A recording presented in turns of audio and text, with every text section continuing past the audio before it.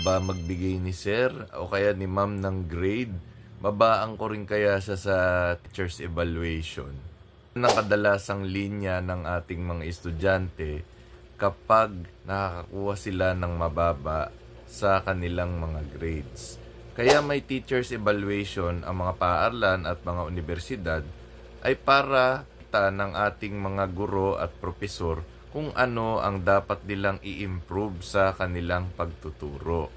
Dito ay sinusukat hindi lamang yung kanilang kaalaman sa topic na kanilang tinuturo, pati siyempre yung mga routine, kung paano yung kanilang delivery sa klase, kung yung pagtuturo ba ay nag-e-enjoy sila, nag-e-engage sa klase, maayos ba ang pananamit ni sir, ni ma'am, considerate ba siya, approachable ba siya, no? Pati yung demeanor nandyan.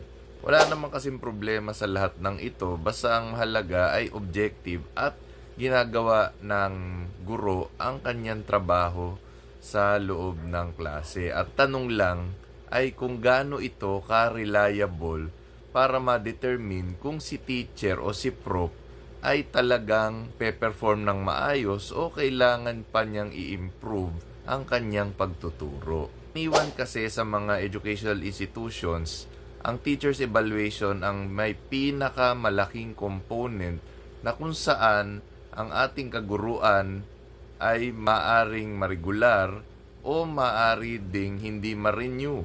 Depende sa kanilang rating o performance.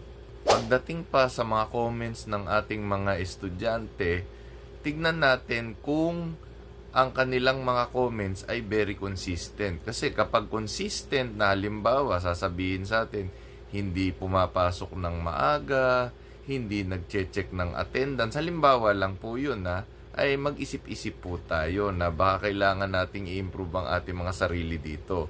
Pero kung kunwari naman may mga mangilan-ngilan na ganito ang comment, pwede rin naman natin basahin. Pero kung alam naman natin sa ating sarili na hindi yun totoo, wag po tayong magpapa-apekto mga kaguro.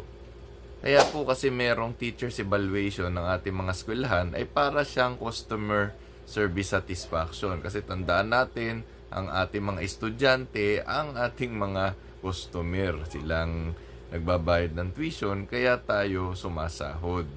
Pero hindi rin naman dapat na nawe-weaponize ang teacher's evaluation, lalo na kung hindi natin kasundo ang ating mga kaguro. Kasi syempre, kinabukasan din nila ang nakasalalay dito, lalo na kung kunwari hindi maganda ang kanilang performance at bigla na lang sinabi ng kanilang superior na hindi na sila mare-renew o hindi sila mare-regular.